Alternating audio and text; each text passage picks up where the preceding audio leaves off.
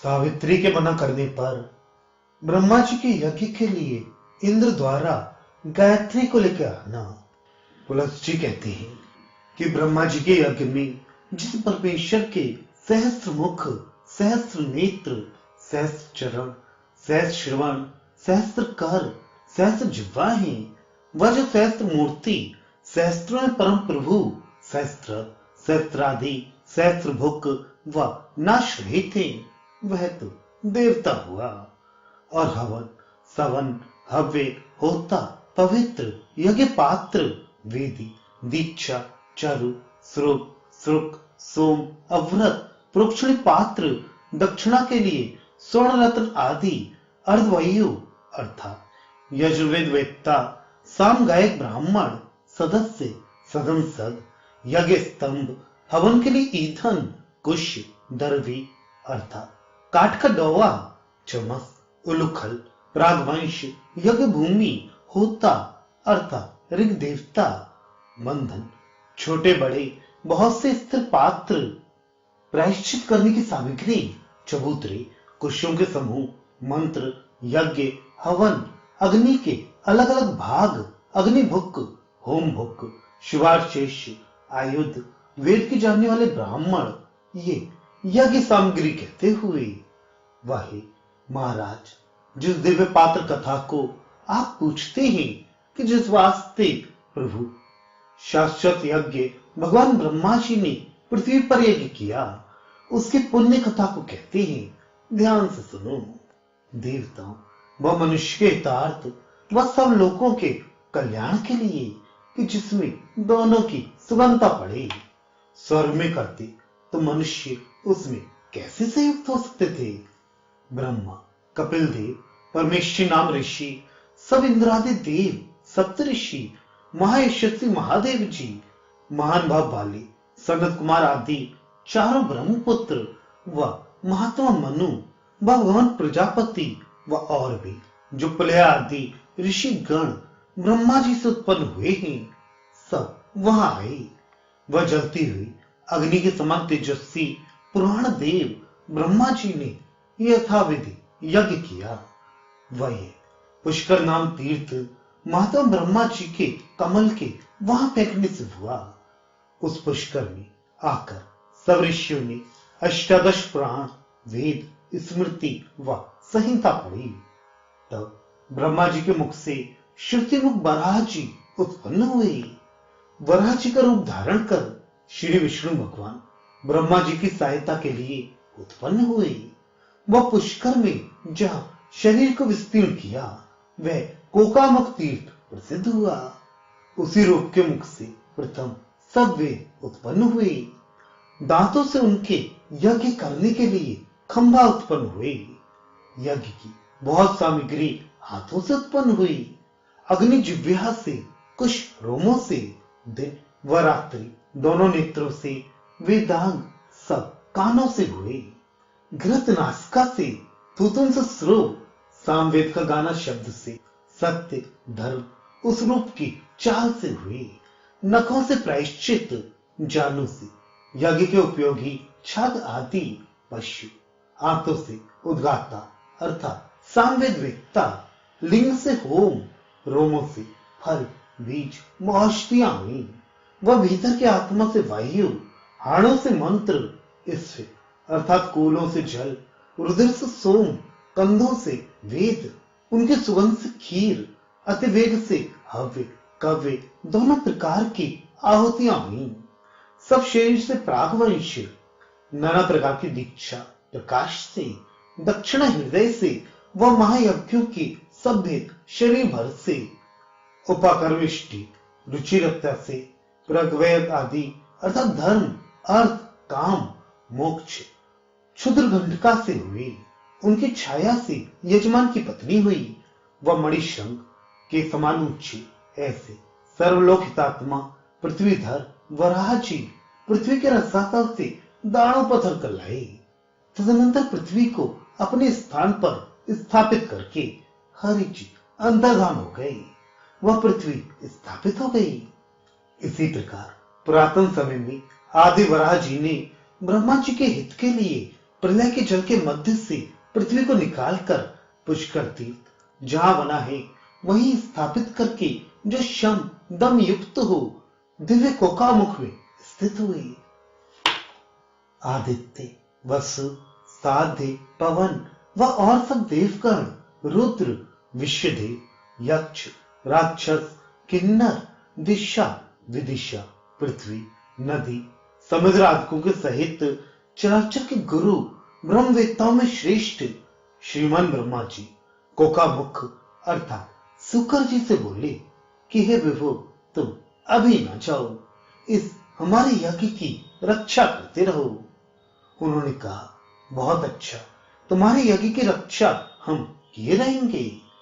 इसके पीछे ब्रह्मा जी वैकुंठ बिहारी श्री विष्णु भगवान की मूर्ति देखकर बोले कि हे सर्वोत्तम, तुम हमारे परम देव हो, वह तुम हमारे परम गुरु हो, वह तुम हमारे परम तेज हो, वह इंद्रादि देवताओं के भी हो।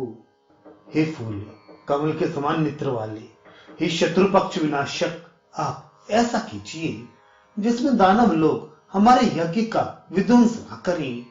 बस हम आपको प्रणाम करके यही प्रार्थना बार बार करते हैं और कुछ नहीं चाहते, क्योंकि इसकी रक्षा आपको छोड़ और कोई नहीं कर सकता। ये सुन श्री विष्णु भगवान बोले कि हे देवेश, आप भय छोड़ दें, हम यज्ञ विध्वंस की इच्छा किए हुए सब दानवों को मार डालेंगे। दानवों के सिवाय और भी दैत्य, राक्षस आदि जो कोई यज्ञ में विघ्न करेंगे, उन सबों को हम विध्वंस करेंगे। हे पितामह, आप कल्याण पूर्वक निर्भय होकर यज्ञ कीजिए। ये कहकर श्री विष्णु जी वहीं स्थित होकर यज्ञ की रक्षा करने लगे।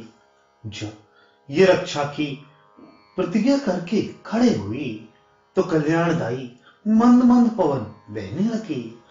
सब दक्षिण दिशा प्रसन्न हो गई।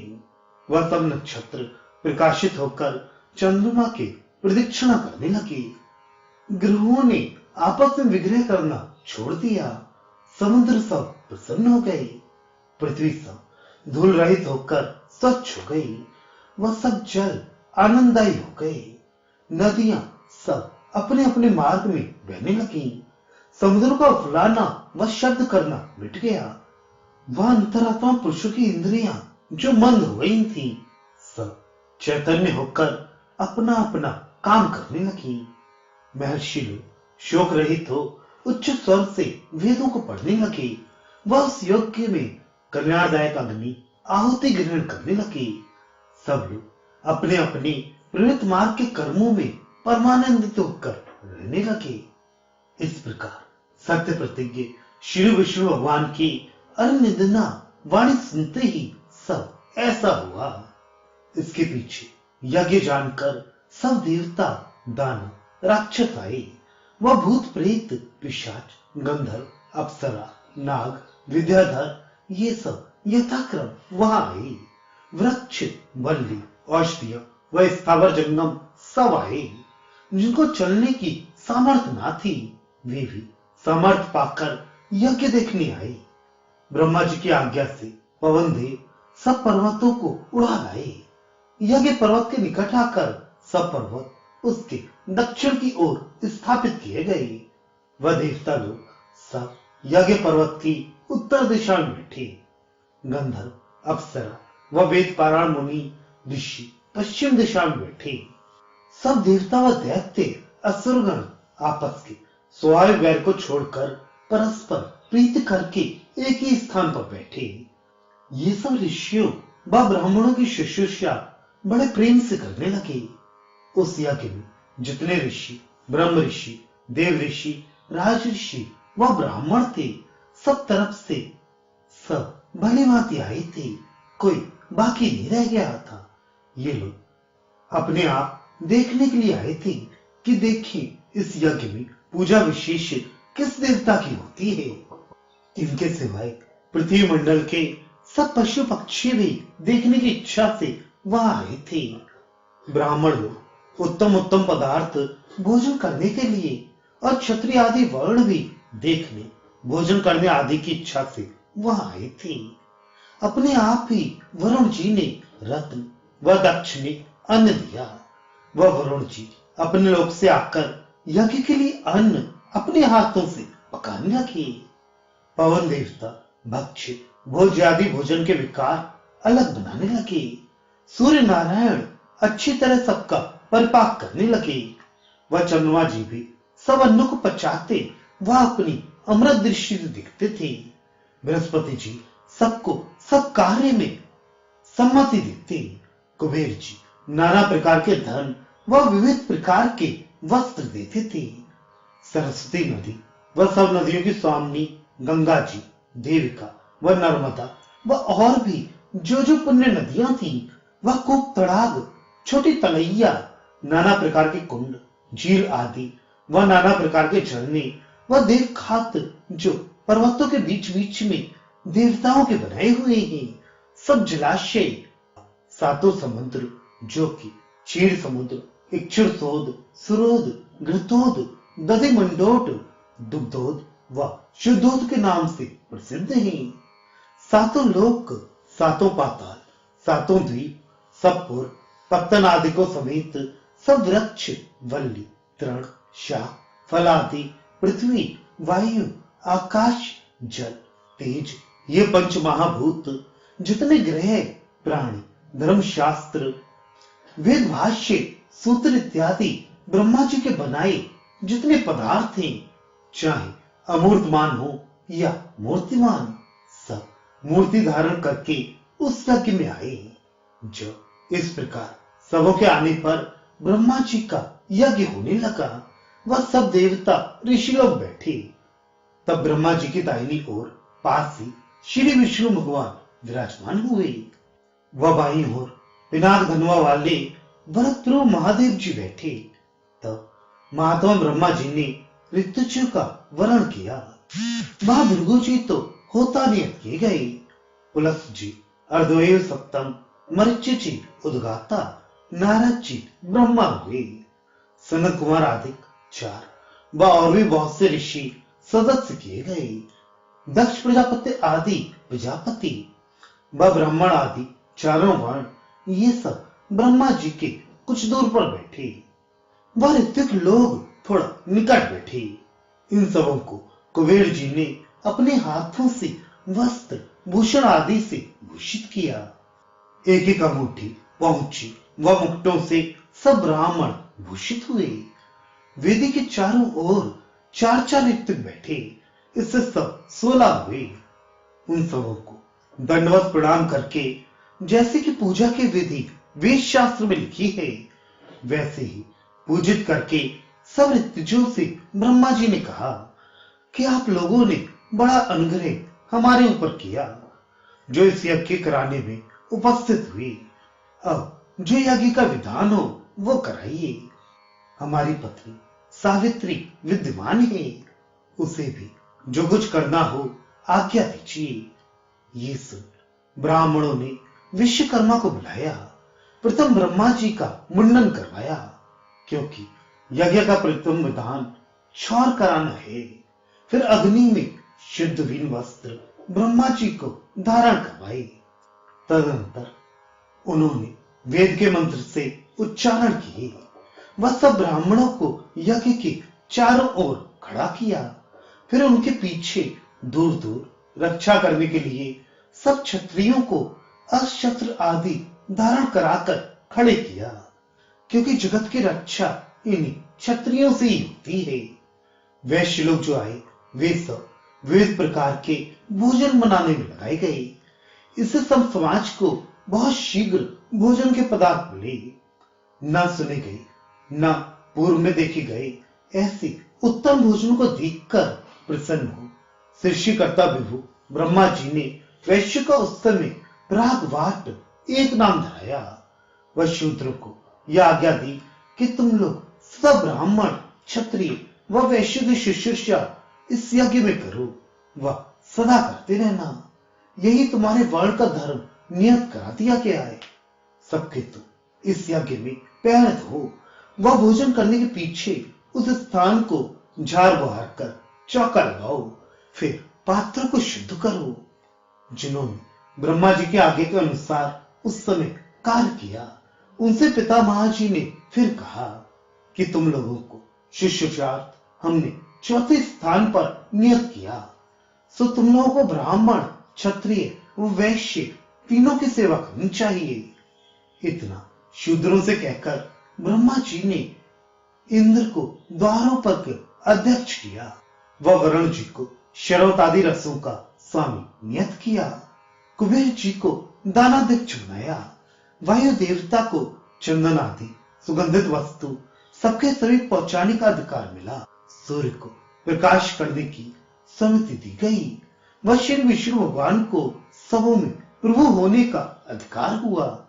चंद्रमा जी को सोमवल्ली कुट कुट कर सबको देने का अधिकार दिया गया, क्योंकि चंद्रमा वाम मार्गी है। इससे जो कोई मद्यपान करे उनको वे पचाते हैं। वह स्त्री में श्रेष्ठ ब्रह्मा जी की पत्नी सावित्री जी को सत्कार पूर्वक अर्धवयु ने बुलाया कि हे देवी, शीघ्र यहाँ आओ, क्योंकि अब सब अग्नि प्रज्वलित हुए, दीक्षा का काल आ गया, अब ग्रंथि बंधन होना चाहिए। जब इस प्रकार अर्धवयु ने सावित्री को बुलाया, पर वे अपनी स्त्री वाले कार्य में लगी थी, इससे व्याकुल चित्त थी, नहीं आई। कहा कि इस द्वार पर अभी बहुत लीपना पोतना व भीति में बहुत चित्रसारी का काम करना है। अंगने में भी कुछ संवारना सुधारना है। वो पात्र भी अभी झूठे पड़े हैं, उन्हें धोना है। इसके विशेष हम ही को बड़ी शीघ्रता है। नारायण की पत्नी लक्ष्मी जी भी तो अब तक नहीं आई। अग्नि की पत्नी स्वाहा, यमराज की पत्नी धूम्रोणा, वरुण की स्त्री गौरी, वायु की प्रिया सुप्रभा, कुबेर की भार्या रिद्धि, महादेव जी की प्राण प्रिय गौरी जो जगत को प्रिय है, फिर मेधा, श्रद्धा, विभूति, अनसुईया, धृति, क्षमा, गंगा, सरस्वती आदि कन्या अभी नहीं आई। इंद्र की स्त्री इंद्राणी, चंद्रमा की भार्या रोहिणी, वशिष्ठ की प्रिया अरुंधति व सब सप्तऋषि की स्त्रियां, जैसे कि अत्रि की स्त्री अनसुईया, ऐसे ही और भी ऋषियों की स्त्रियां, वधु, कन्या, सखियां, भगनियां, ये कोई अब तक नहीं आई है। हम भी तब तक थोड़ी देर स्थित थे। जब तक ये हमारी सखी बंधे आदि नहीं आएंगी, तब तक हम अकेली ना आएंगी, चाहे जो हो। ये बात जाकर ब्रह्मा जी से कहो कि एक मुहूर्त भर तब तक रह जाएं। हम इन सबों के साथ बहुत शीघ्र आएंगी। हे महामती वाली, जैसे आप सब देवताओं के मध्य में बैठे हुए सबसे अधिक शोभित होते हैं, इसी प्रकार जब हम सब देवियों के साथ आएंगी तो वैसे ही शोभित होंगी, इसमें कुछ संशय नहीं है। ऐसा कहती हुई सावित्री को छोड़ अर्धवयु ने आकर ब्रह्मा जी से कहा कि हे देव, सावित्री व्याकुल होकर गृह के कार्य में लगी है। वह कहती है कि जब तक हमारी सखियां न आएंगी तब तक हमारा आना ना होगा। हमसे उन्होंने ऐसा कहा है। वह काल बीता जाता है, देर हो जाएगी। हे पितामह, अब आपकी जैसी रुचि हो वैसा करें। जब अर्धवयु ने ऐसा कहा तो ब्रह्मा जी कुछ क्रुद्ध हो गए। वह इंद्र से बोले कि हे शुक्र, हमारे लिए कोई और स्त्री शीघ्र लाओ जिसमें यज्ञ हो जाए, काल नाहीन हो। हे इंद्र, वैसा ही करो, कोई स्त्री शीघ्र यहां लाओ। जब तक यज्ञ की समाप्ति होगी तब तक के लिए तुम्ही को यह ले आने का अधिकार है। अब अन्यथा मन ना करो। जब ये यज्ञ समाप्त हो जाएगा तो फिर उस स्त्री को छोड़ देंगे। यह सुन इंद्र अति वेग से जाकर पृथ्वी पर ढूंढने लगे। जितनी स्त्रियां उन्होंने देखी सब और किसी की विवाहिता या यूं ही भोग की हुई पाई गई। एक अहीर की कन्या अति रूपवती, सुंदर नासिका वाली, अति मनोहर नेत्र वाली, इसी प्रकार सब उसके अंग अपूर्व थे, जिसके समान ना तो कोई और देवी थी, न गंधर्व की स्त्री, ना असुर की, ना नाग की थी। वह अपने रूप की संपदा से मन की वृत्ति को इधर उधर फेंक रही थी। इंद्र जी ने उसके प्रत्येक अंग की ओर कई बार देखकर विचारा, उसे कैसे सब अंग जितनी स्त्रियां उन्होंने देखी थी किसी के ना थे। उसे देख इंद्र ने अपने मन में चिंतना की कि जो ये अभी कन्या हो, कहीं इसका विवाह ना हुआ हो। हमारी बराबर पुण्यात्मा पृथ्वी पर आज कोई देव ना ठहरे, क्योंकि इस स्त्री रत्न को हम अभी लेकर ब्रह्मा जी के समीप पहुंचाए, वह उनकी प्रीत भी इस अच्छे भाग्य वाली में लग जाए, तो हमारे श्रम सफल हो जाए। क्योंकि इसके नीले रंग के बादल के समान तो श्याम केश हैं, वह स्वर्ण के रंग के समान चमकते हुए कपोल हैं, वह कमल के तुल्य नेत्र हैं, वह मूंगे के रंग के ओष्ठ हैं। इन बातों से मानो काम के अशोक के वृक्ष ही कली ही है, वो फूल उठी है, जो कि काम की अग्नि के लपकों से अरुण रंग की हो गई है। नहीं जानते ब्रह्मा ने इसके समान बिना दूसरा रूप देखे हुए इसे कैसे उत्पन्न किया। कदाचित बिना देखे ही अपनी बुद्धि से इसे बनाया है, तो उनकी बुद्धि की निपुणता की गत अपार है। देखो तो इसके कुछ कैसे ऊंचे व मोटे कड़े बनाए हैं, जो कि देखने से ही हमको सुख देती हैं। फिर जिसकी छाती में लिपटेंगे उसको नहीं जानते क्या सुख हो। यद्यपि इसका देह अरुणता की चमक से ढका हुआ है, वह अधर तो अतीव अरुण होने के कारण अलग प्रकाशित होता है। तथापि सेवा करने वाले को तो संसार से मुक्ति कर देगा। कुटिलता को प्राप्त भी इसकी पाटे है, पर सुख ही अर्पण करती है। दोष भी बड़ी सुंदरता को प्राप्त होकर गुण ही के तुल्य विदित होता है। नेत्र प्रांत भूषित होके कानों के समीप तक विस्तीर्ण है। इसी कारण से चतुर लोग भाव चैतन्य कहते हैं कि कानों के भूषण नेत्र हैं, वह नेत्रों के भूषण कान है, क्योंकि अंजन व कुंडलों का कुछ अंतर ही नहीं है, एक ही में मिले हुए हैं। वह ये बात कटाक्षों के योग्य नहीं है, जो कि वे जिसके ऊपर पड़ते हैं उसके हृदय में दो टूक करने का विचार रखते हैं। पृथ्वी पर जो तुम्हारे संबंधी हैं वे दुखभागी कैसे हैं। प्राकृत गुणों से विकार भी कहीं कहीं सुंदरता को प्राप्त होता है, क्योंकि हमारे सहस्त्र नेत्र गौतम के श्राप के विकार से हो गए, पर उनसे ये गुण हुआ कि आज हमने उतने नेत्रों से ऐसी अपूर्व स्त्री देखी। रूप की उत्पत्ति में विधाता ने इसे बनाकर अपनी कुशलता की सीमा अच्छी तरह से दिखाई है। इससे ये स्नेह पूर्वक देखने से देखने वाले की दृष्टि को कृतार्थ करती है। ऐसा विचार करते हुए इंद्र का शरीर उसके रूप की दीप्ति से चमकने लगा, वह शरीर में पुलकावली छा गई। तदनंतर तपाए हुए स्वर्ण के सदृश कांति वाली वह कमल पत्र के समान चौड़े नेत्र वाली उसको देखकर विचारने लगे कि हमने देवता, यक्ष, गंधर्व, नाग व राक्षसों की स्त्रियां बहुत प्रकार की देखी हैं, परंतु इस प्रकार की रूप संपदा युक्त नहीं देखी कि तीनों लोकों के सब पदार्थों की सुंदरता एक ही वस्तु में दिखाई दे। हम जानते हैं कि ब्रह्मा ने 14 भुवनों की सुंदरता में से मुख्य मुख्य चुनकर इसे बनाया है, और कुछ बात नहीं है। ऐसा विचार करके इंद्र उससे बोले कि तुम कौन हो और किसकी कन्या व स्त्री हो, वह कहां से यहां आई हो। हे सुब्रू, कहो वह अकेली इस चौराहे में क्यों खड़ी हो। तुम जो भूषण अपने अंगों में धारण किए हो वे तुम्हारे अंगों को भूषित नहीं करते, किंतु तुम्हारे अंग ही उन भूषणों को भूषित करते हैं।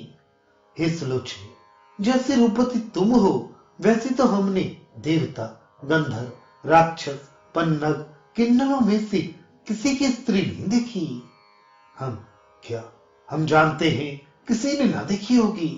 हमने तो तुमसे बहुत सी बात कही, भला तुम उत्तर क्यों नहीं देती हो। तब लज्जा के मारे कांपती हुई वह कन्या इंद्र से बोली कि हे वीर, मैं गोप की कन्या हूं, वह गोरस बेचने के लिए आई हूं। वह शुद्ध मक्खन व दधी भी इस पात्र में लिए हूं। दही, मट्ठा व दुग्ध भी मेरे पास है। इन वस्तुओं में जो वस्तु आप चाहते हो ले ले। बताइए क्या चाहिए।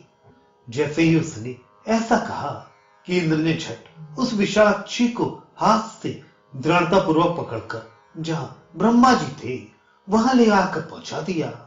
जब इंद्र पकड़कर उसे ले चले तो वह अपने पिता माता का नाम ले लेकर पुकारने व रोदन करने लगी। हाता, हा माता, हा भ्राता, ये पुरुष हमको जबरदस्ती पकड़े लिए जाता है। फिर इंद्र से कहने लगी कि यदि मुझसे आपका कुछ काम चलता दिखाई देता हो तो मेरे पिता से मांगो, वे आपको मुझको दे देंगे। मैं सत्य कहती हूं। वह कौन सी कन्या भक्तवत्सल पति नहीं चाहती। वह धर्मवत्सल मेरे पिता बड़े दानी भी है। इससे तुम्हें उनको कुछ वस्तु अदय नहीं है। जब मैं सिर द्वारा उन्हें प्रसन्न करूंगी तब प्रसन्न होकर मेरे पिता आप ही मुझे तुमको दे देंगे। क्यों हट करते हो। मैं बिना पिता के चित्त की बात जाने अपने को आपको दे दूं तो बड़ा भारी धर्मनाश हो जाए। इससे मैं तुमको अपना शरीर नहीं देती हूं। जो मेरा पिता दे देगा तो अवश्य तुम्हारे वश में हो जाऊंगी। वो ऐसा कहती ही रही पर इंद्र उसे लेकर चले ही गई। वह ब्रह्मा जी के सामने खड़ी करके इंद्र बोली कि हे अबली, हे विशालाक्षी, हे वर्णी, हम इनके लिए तुमको लाई ही। तुम शोक न करो। ब्रह्मा जी उस गौरवर्ण महाद्युति वाली गोप कन्या को देखकर समझे क्या ये दूसरी लक्ष्मी है जो कमल सदृश लोचन इसके है। वह तपाए हुए कांचन का सा इसके देह का रंग है। छाती अति पीन है।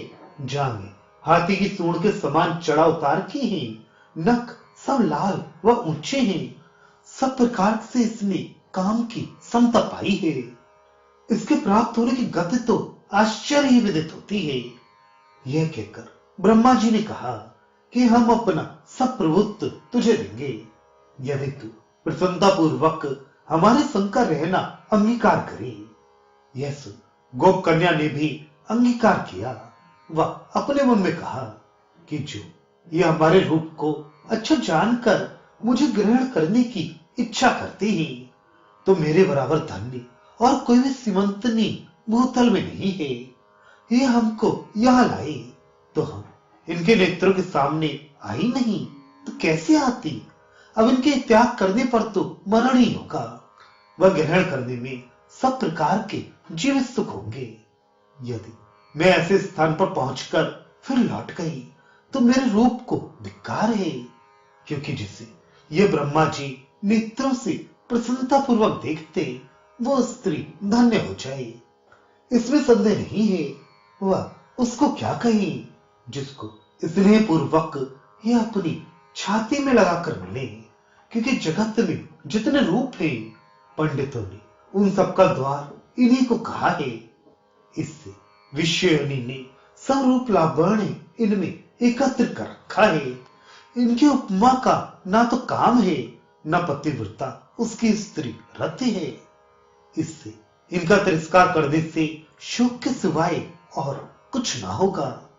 वह पिता माता इस शोक के कारण ना होंगे किंतु मैं ही होंगी।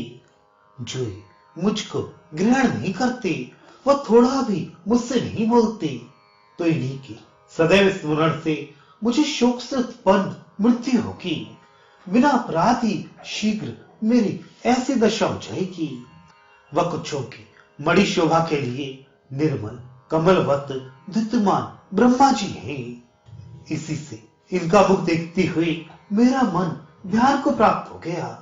हे जीव, जो तुम इन ब्रह्मा जी के अंगों के स्पर्श से अपने को बहुत न मानोगे तो तुम शरीर धारण किए हुए वृथा ही ना घूमोगे, अर्थात वृथा ही घूमोगे। अथवा इस जीव का कुछ भी दोष नहीं है, क्योंकि हे सूर, तुम ही स्वेच्छाचार कहो। वह इन ब्रह्मा जी के सौंदर्य आदि गुणों से चले गए हो। इसे निश्चय करके अब अपनी प्रिया रति की रक्षा करो, क्योंकि हे सूर, जिससे के रूप में ये ब्रह्मा जी तुमसे भी अधिक देखे जाते हैं। इससे इन ब्रह्मा जी ने हमारा सर्वस्व मनोरत्न दृढ़ता पूर्वक हर लिया है, क्योंकि जो शोभा इनके मुख में दिखाई देती है वह चंद्रमा में भी नहीं है, क्योंकि सकलंक चंद्रमा की उपमा इनकी कैसे हो सकती है, ये तो निष्कलंक है। इसी प्रकार जल में कमल भी इनके नेत्रों के समान नहीं है, ऐसे ही जल शंख इनके शंख रूप कानों की उपमा नहीं हो सकते। मूंगा इनके अधरों की उपमा को किसी प्रकार नहीं पा सकते। इससे अपने शरीर में अंग अंग प्रति भरे हुए अमृत को ये चुआ रहे हैं। यदि हमने सैकड़ों जन्मों में कुछ पुण्य कर रखा हो तो उसी के प्रसाद से फिर भी यही हमारे स्वामी हो, बस हम यही चाहते हैं। इस प्रकार चिंता से युक्त होकर वह गोप कन्या विचारती ही थी कि तब तक ब्रह्मा जी यज्ञ कर्म में शीघ्रता होने के लिए श्री विष्णु जी से ये वचन बोले कि हे प्रभु, ये महाभागा देवी जो आई है इसका गायत्री नाम है। ऐसा कहने पर उसी समय विष्णु जी ब्रह्मा जी से ये वचन बोले कि हे जगत प्रभु, मुझ द्वारा दी हुई इस गायत्री के साथ गांधर्व विवाह की रीत से विवाह करो, इसमें विकल्पना व देरी ना करो। हे देव, गायत्री के इस कोमल हाथ को तुम ग्रहण करो। ऐसा सुनकर ब्रह्मा जी ने गांधर्व विवाह की रीत से उसके संग विवाह कर लिया। उस उत्तम पत्नी को पाकर ब्रह्मा जी अर्धवायु से बोले कि हमने इनको अपनी पत्नी कर लिया, इससे इन्हें सदन में प्रावेश कराओ।